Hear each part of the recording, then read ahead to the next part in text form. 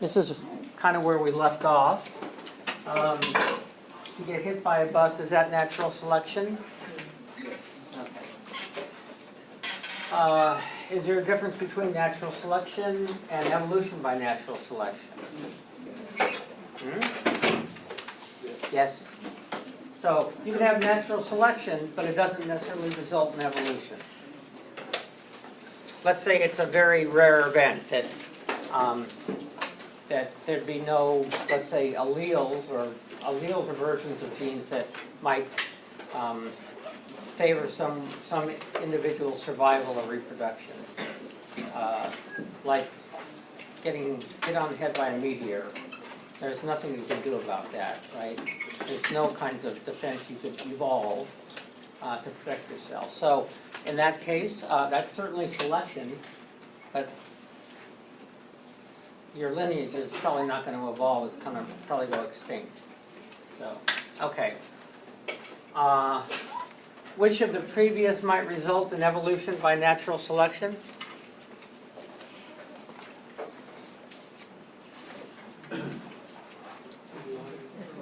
Okay, the lion. How about if you get the girl and I don't? Is that selection? Fair selection. Yeah. She's selecting you instead of, me. That's bad. Okay, so that's actually called sexual selection, and we're going to get into that in a little bit. Okay, if I bop you on the head and kill you, is that natural selection? No? Yes? Yes. If a pine cone hits you on the head, is that natural selection? Yes. Doesn't necessarily lead to evolution by natural selection, unless it's a common occurrence. And then, okay, good. And finally, are humans still evolving? Yeah? So anything, all of these are like where you die. So anything where you die is natural selection. But if you're several generations where they don't die, would be Yeah, well, so let's say there's a certain class of individuals that die, right? The lions. Whoop, all of them are gone. But let's say there's another class that have mutations that are beneficial, that make them a little bit more of a scaredy cat. So they lay low and they survive better. Then you would actually have evolution by natural selection for selecting for individuals who are, shy, right? Okay. Okay. Are humans still evolving or not evolving? Still evolving. What? Still evolving. Okay. Anybody not evolving? Oh, amazing. Good. Yeah, we're still evolving. In fact, the selective environment that we're in nowadays is very, very different from what most of our ancestors dealt with in terms of social interactions with other humans. For most of human history, human beings were hunter-gatherers, or they might have practiced really primitive sort of agriculture. They usually lived in villages of up to, let's say, maybe 50, but that's the high edge of things. They would know everybody in the village. Most of those villages and groups were fairly egalitarian. In other words, there wasn't a whole lot of hierarchy, like I'm big man. And there was not very much violence within a village. There might be, but there were mechanisms for mediating anything that was going on. However, these groups, they were very violent.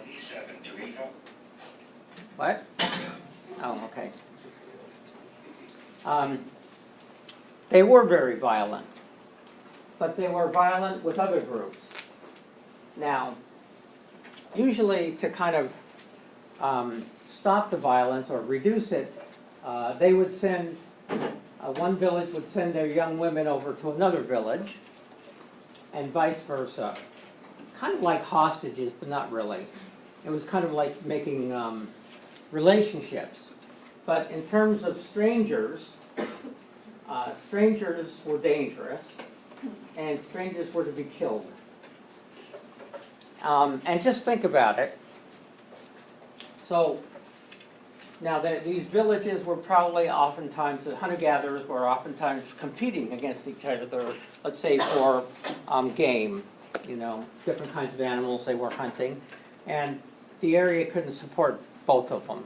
So there'd be obviously conflict there. In that time when, let's say, two groups, well, sometimes they just come across one individual. I feel bad for that individual. But in general, the best approach to someone that you don't know would be to be very, very cautious. And if you felt like you could take advantage of them, you would. And not cooperate. So just kind of think of it as a game. If you try to kill someone else or are cautious, and they're doing the same thing to you, well, you'll probably de-escalate unless it's too dangerous. But if you decide to cooperate and they decide to kill you, you're the loser and they're the winner. Okay? Now, in this room, I'm sure you know some people in this room better than others, but a lot of these people are maybe acquaintances or strangers. In the past, the social environment, you never would have been in a situation like this. In fact, it would have given you the heebie-jeebies, okay? Because strangers are dangerous. So we've evolved in terms of our social environment. Now we come across people all the time that we don't know, and it doesn't, kind of fall apart and turn into violence. Some places are a lot more violent than others. If you were to go to South Africa, there's a lot of violence there. The chances of getting carjacked, the chances of getting mugged. It's really, you have to think about what you're going to do if you're going to go out and drive around, whatever. Okay. Now, you might think that, well, we're much more violent today because, we're pretty good at killing people. But actually, the level of violence, or the rate of violence is much less today than it used to be in the past. We can certainly kill people much more efficiently, but that doesn't mean that we're in a constant state of low-level war or violence that some of our ancestors were always confronting. Secondly, now you think, okay, but there's all these things that don't kill us anymore, like diseases. We don't usually die of infectious diseases very much anymore. Well, that's just relaxed selection. That means, in other words, disease in the past, infectious disease was a major killer. There was nothing really to do except, keep them comfortable and hopefully they survive. But there's no antibiotics, right? Well, that's not, now we have antibiotics. Also, there's other things that in the past might have killed people that doesn't kill us now. Some genetic diseases, all kinds of medical treatments that we have. In the past, there were probably at least once a year, and maybe sometimes seriously, there would be serious famines. People would starve to death. Nowadays we have people in this environment we have a food secure environment. Most people in this country don't starve, they still do in some places. but for the most part, we can eat anything we want. We don't confront famines. There are some people in this environment who stay skinny while eating any food they want. There are other people who put on weight, often show diabetes, at least by middle age. Now, in a famine environment, periodic famine environment, the skinny ones wouldn't survive. They wouldn't have enough body fat. The other ones who had put on body fat, they would. So the selective environment is the amount of calories, not it's like just give me calories. Chances of people living a long life anyway weren't very high. Those individuals probably did not ever express diabetes, type 2 diabetes. The individuals that nowadays would, well, they're going through periodic famines all the time. They're putting on weight, they're losing weight. Putting on weight, losing weight. Okay. Any questions about? So we're living in a really, really different environment than our ancestors used to.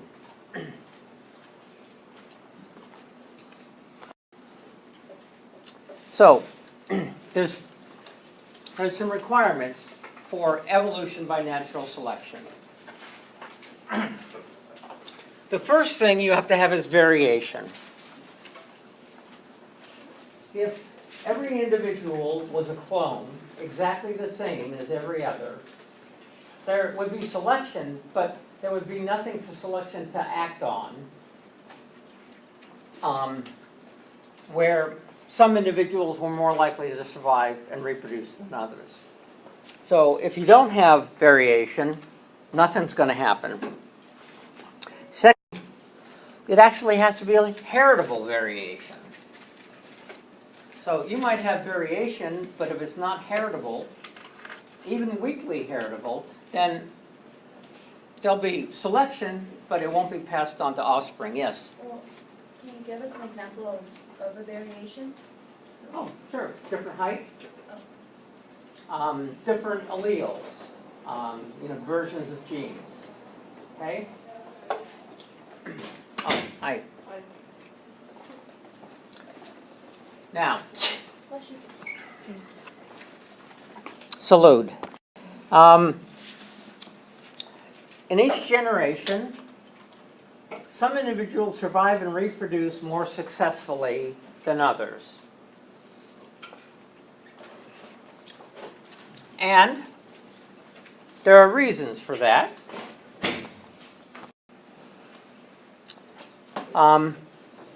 Natural selection, the kind of selection that we've been talking about. Even though I don't like the term selection, like someone's coming along and selecting this, it's not.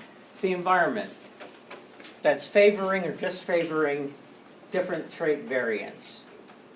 I talked a little bit about, about aliens coming. And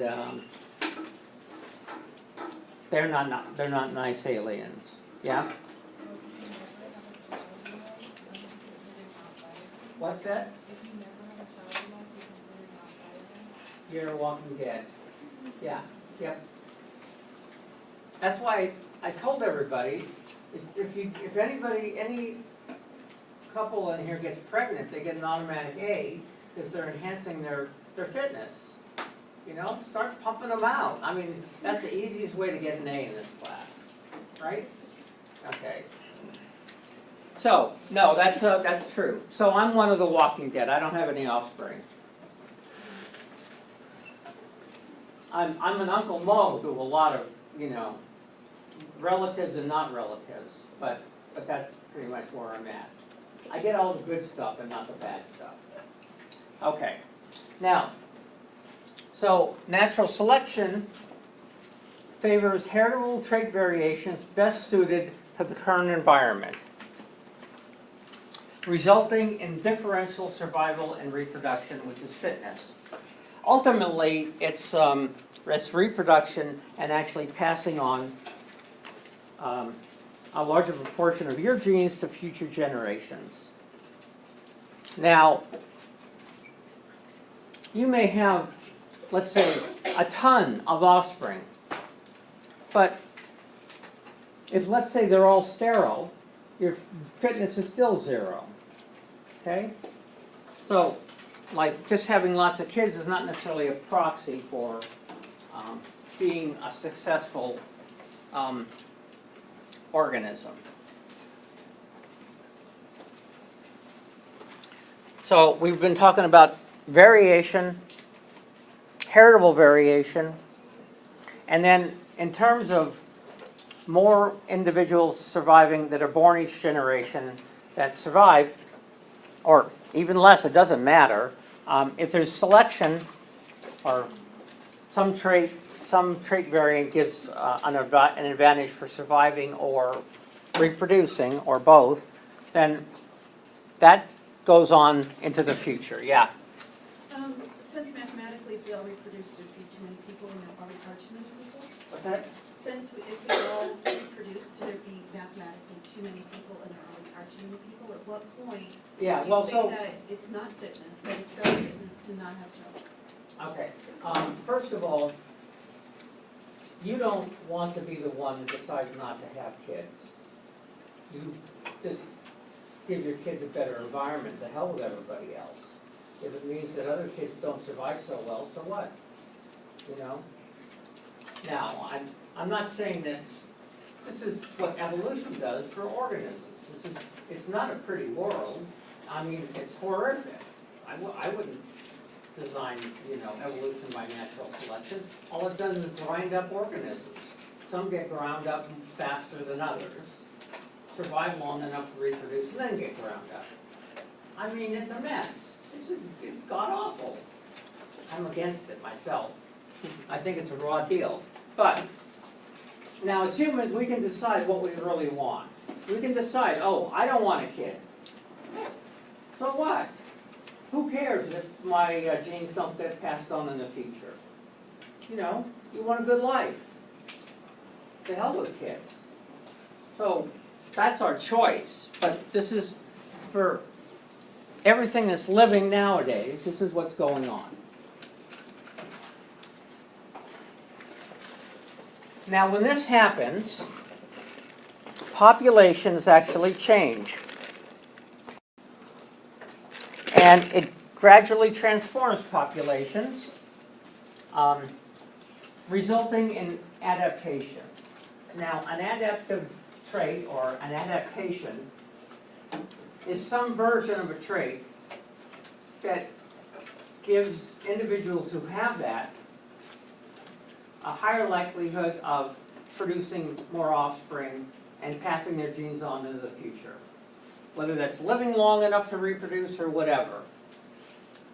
And so, if you think about reproduction as kind of an ongoing cycle, it's basically it's called an iterative process. It's like an algorithm that goes on and on and on. You can see how over time, even with weak selection, you could see the population actually transforming in the overall population traits. So let's say we have wolves that have nice, dense, thick coats. And protects them. Usually wolves up in the high Arctic have thicker coats than wolves down in the, let's say, the lower 48 states. That changes, of course, during the season, but in general, that's how it is. Now, let's say the climate warmed up, where having big, thick, heavy coats, well, you'd be uncomfortable a lot. You'd be overheated a lot. You would probably produce fewer offspring than individuals with less dense coats. Well, there's variation in coat density. Individuals in that new environment where it's warmer, let's say, they're going to perhaps survive better and leave more offspring. If it was to get cold again,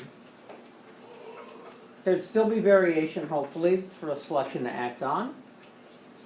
And the coat length, the mean coat length, or the average coat density, would then again shift to the right, to longer coats and denser coats if it got colder. So traits are not perfect for every environment. It's all, since the environment is actually selecting certain traits versus others, if it changes, then this is what we get. Okay.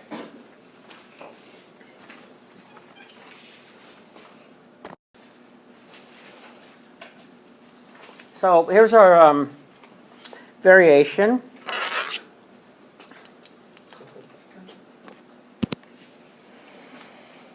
Most of them have, let's see here.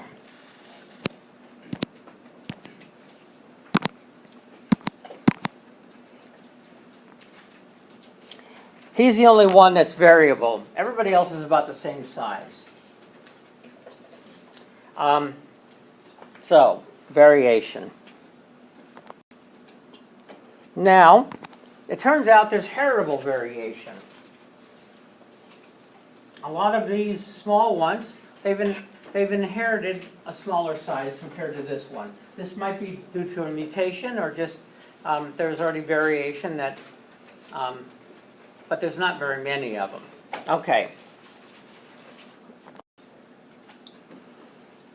So, here's selection, right? We got a nice little axe for the chickens. And who is he going to pick?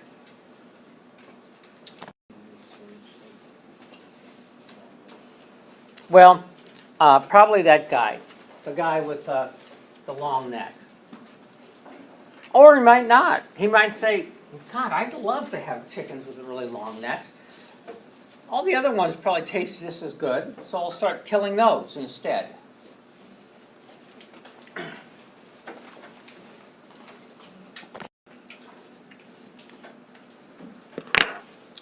At the time of Darwin, they didn't understand inheritance. In fact, what they thought was that they knew there was inheritance because they saw that individuals resembled their parents and their brothers and sisters and all that. And when they did selective breeding amongst all these different animals and plants, they could selectively choose which traits they wanted. But at the time it was thought it was blending inheritance. Imagine taking just 2 cans of paint, one white paint, one red paint. If you blended them together, you'd get pink. Selection really wouldn't, heritable variation and selection wouldn't work in that kind of a situation. But along came Mendel, the crazy monk in Czechoslovakia, and working with pea plants, and he actually worked out how inheritance happens. And instead of ending up with blending inheritance, we have what's called particulate inheritance. In other words, we have changes in the DNA, alleles that are different, that code for a different amino acid, let's say. So, in fact, that was the biggest problem with Darwin's. No one could figure out how it worked with blending inheritance. So, so he didn't know how variants actually arose. He knew they were there. He wasn't sure how they were determined. They thought they knew what inheritance was, but they were wrong.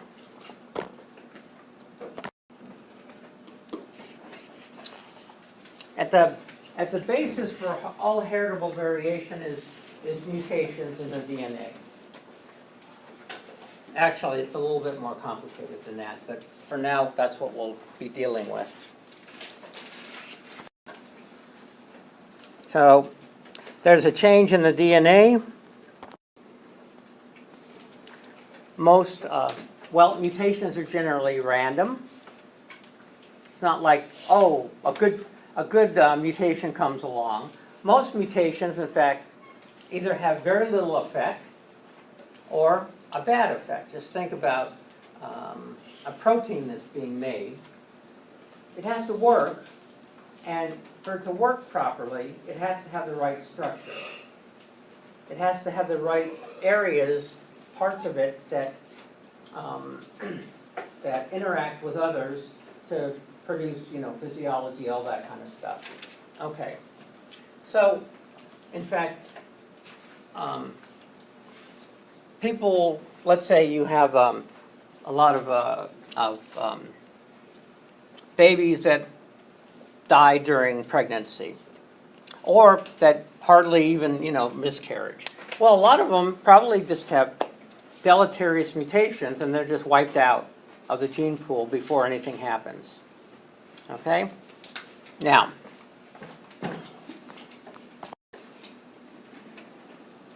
so if DNA replication and repair were perfect, there would be no genetic variation, but it's not. So here's an example. Here's a peppered moth. There are two variants, a dark and a light. And they were found in Europe and Great Britain. Before the Industrial Revolution, both of these existed, but for the most part, mostly with the light form. They would land on a, let's say, tree bark. They'd come out at night. And birds wouldn't be able to see them. They'd have camouflage. In other words, they were able to survive better than, let's say, the dark morph that ended up on the tree trunks and was more visible. But during the Industrial Revolution, they were burning coal like it was no tomorrow. Coal is really dirty. All the trees, everything got coated with coal dust and smut. And the dark form was the one that blended in, and the light form was the one that was visible to birds. The population changed. All the white ones got eaten. The dark ones proliferated, bred, left more of their offspring and genetics into the future generations, and the whole population changed. They don't burn coal like they used to. Now it's gone back to more of the white variety. So we can see here, there's actually a moth. Now here's a dark moth. You can actually see that. The light one you can't see.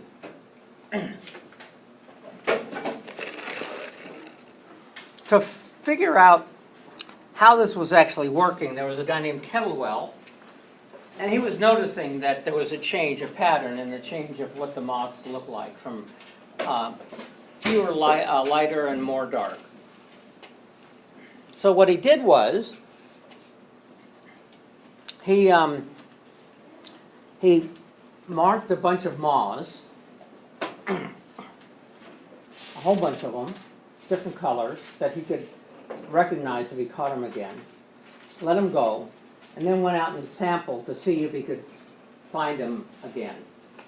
And in fact, what he found was that the white ones were getting eaten more often. Then he took it into an aviary, like a large aviary where you could put a bird, and you could put moths of different colors on different substrates. And he predicted, of course, this is how science works. He made a he hypothesized that the color of the morph affected the fitness of the individual. And the prediction was they would survive better than individuals who didn't have, yes? They don't know anything. Just think of it like a sieve, where you have a bunch of different particle sizes from, bigger pebbles to smaller. You shake it, the ones that are the smallest come out, and what's left over. That's all it is. They don't have to think. Individuals do not evolve. Individuals are born with the traits that they have. It's a great question, by the way, because that's one of the misperceptions that people have about evolution, that you have to like choose to evolve. I would love to fly. I've probably told everybody in here. I think flying would actually enhance my fitness. I want to fly. Why can't I grow wings? Why can't I have offspring that have wings? You're born with what you're born with. Okay? So, that's a great question. Absolutely. So, organisms don't know where they're going. When I was talking about the wolf population, wolves with thicker coats versus thinner, they don't know what they have. Well, I mean, some are going to be warm, some are going to be cold, but beyond that, they're not thinking, oh, I have to evolve a thicker coat. First of all, evolution doesn't know what the environment's going to be like in the future. It's only what the current environment is like. If it were to get cold, there'd be selection for thicker coats. Those are the ones that are going to survive better. Bacteria. I've never met a bacteria yet that could think. Okay? Now, I've met human beings like that too, but that's besides the point. Okay.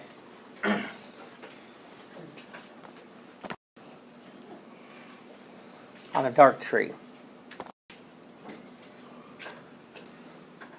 So, it's all about the environment. And the environment, in this case, it's the color of the substrate that they land on. But for us, the environment is a social environment.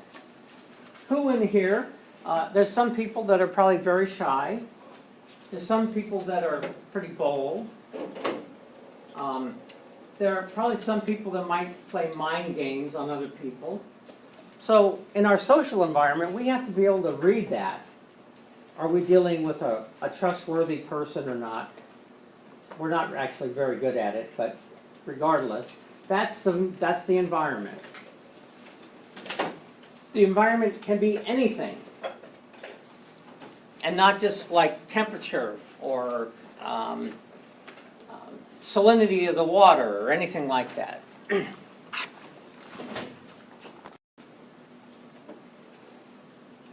So, natural evolution by natural selection is occurring when genetic variation results in unequal reproductive success among individuals. Individuals do not change. They have what they have. Populations change.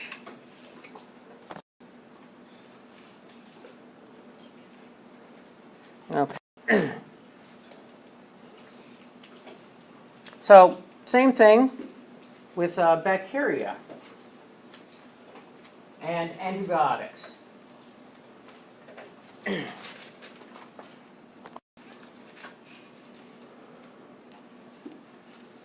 So, what's the source of genetic variation among individuals? Is it environment or is it random mutation? It's the source of the genetic variation is mutation. The environment then is going to work on that genetic variation. But if it's random, then how is it select? It's not a selection, it's random. Well, occasionally there might be a mutation that's beneficial. So That they gives keep that, it? what? So they keep it?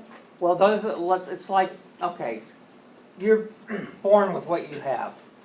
Let's say you're born with being short. Everybody's picking on you. It would seem like selection is not favoring you. But then aliens come in, they like the tall big ones, because there's more flesh and they're sweeter, you're able to hide, right? That mutation, actually in that new environment with aliens, will benefit you. In the future, it's all going to be your offspring and their offspring and their offspring that make up a new population. They can hide from these terrible aliens, right? Good question. So you already saw some of this when you saw that film by Jerry Coyne about evidence for evolution by natural selection. We saw the moths, but other things evolved from that period of time.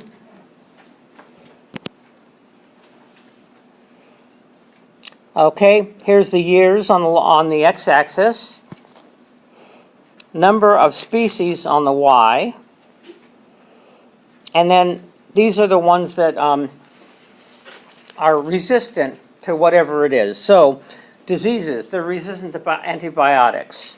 Insects, they're resistant to pesticides. Weedy species of plants, they're resistant to herbicides. Because when you're applying those things, let's say an antibiotic, you're changing the environment. In fact, the antibiotic is supposed to be very, very, very strong selective environment against the bacteria. That's why they want you to take the antibiotic for 70 days or as long as they say. Yes?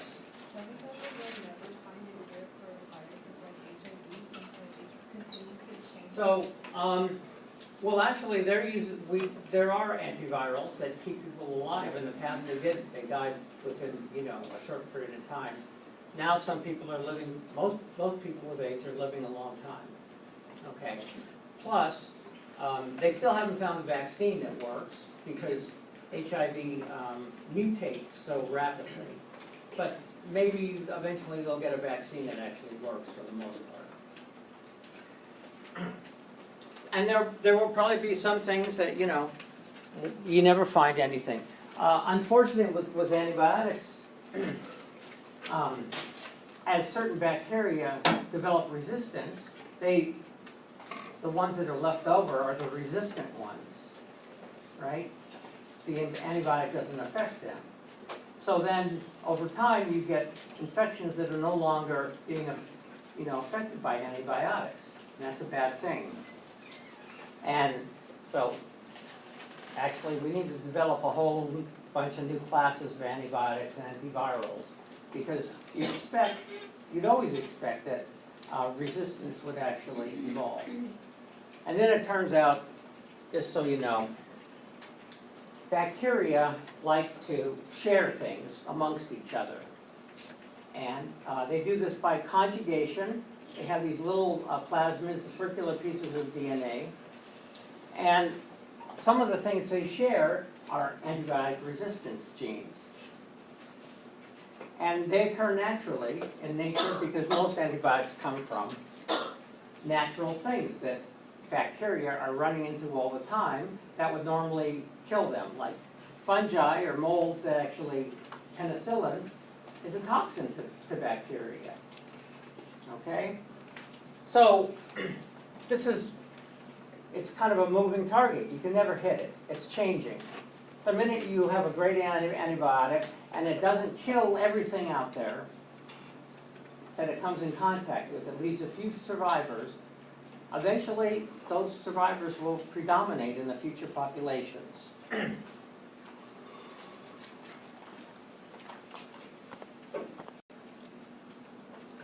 So this is an example of antibiotic-resistant bacteria.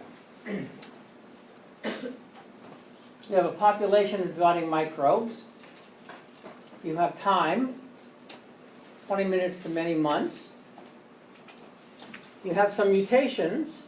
Process of growth division produces naturally occurring mutants.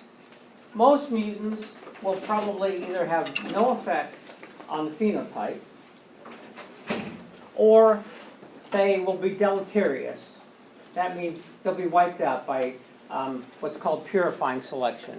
But some of them might actually have mutations, or they've received it from other bacteria that actually confer resistance. So then the microbial population continues to multiply, occasionally giving rise to more mutants. Selective pressure is an antimicrobial compound, in this case, antibiotic of some sort. The microbes are killed or prevented from growing. In fact, it usually wipes out almost all of them, but there might be a few that actually survive. In fact, those with the orange mutation survive better, and they're not affected by the antibiotic. They continue to grow and divide and begin to spread throughout the environment. The future population is now them. The antibiotic doesn't work anymore.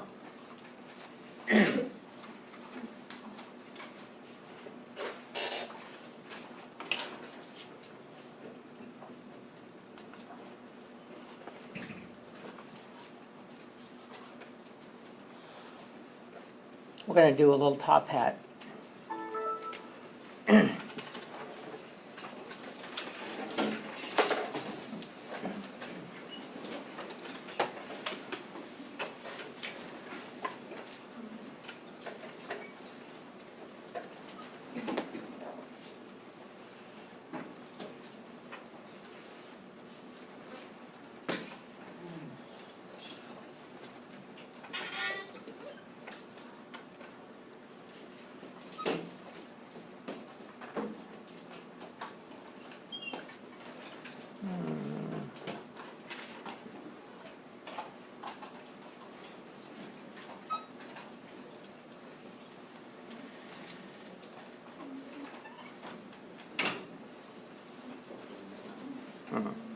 Okay.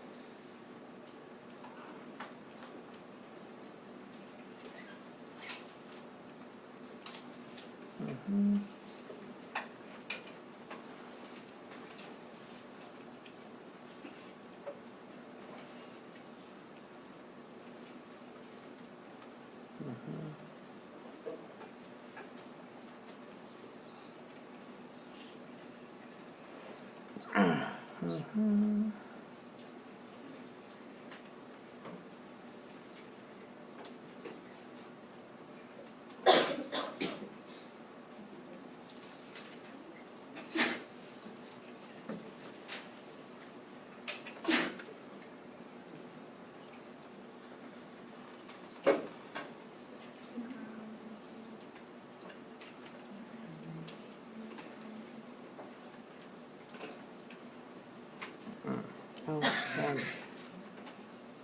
Sorry, I didn't ask.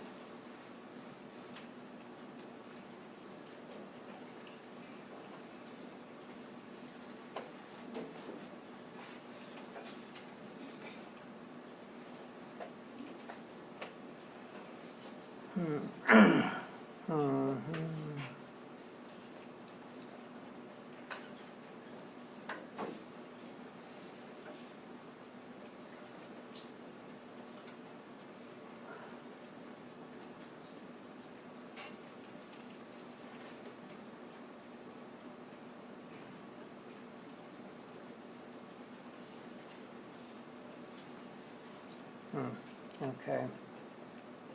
If not, that would happen.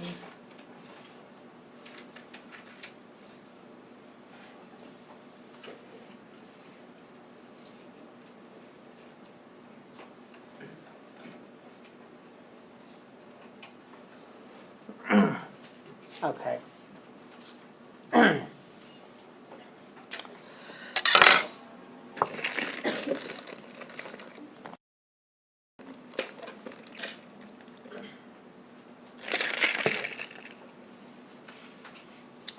So in the case of natural selection, what was the source of the genetic variation among individuals? We talked about that, random mutation.